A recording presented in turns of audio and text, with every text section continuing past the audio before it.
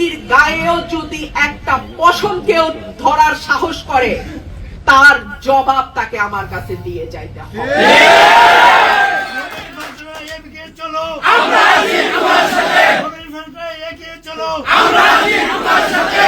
আমি দল ছাড়ছি, পদ ছাড়ছি আপনাদের দিকে তাকায়।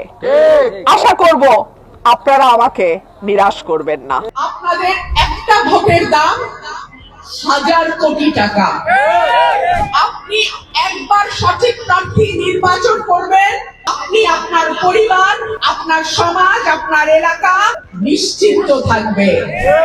আর একবার ভুল প্রার্থী আনবেন, ওই যে লাইনে লাইনে আসা শুরু করলো, 40 বছরও তার হাত থেকে আপনারা ছাড়া পান নাই।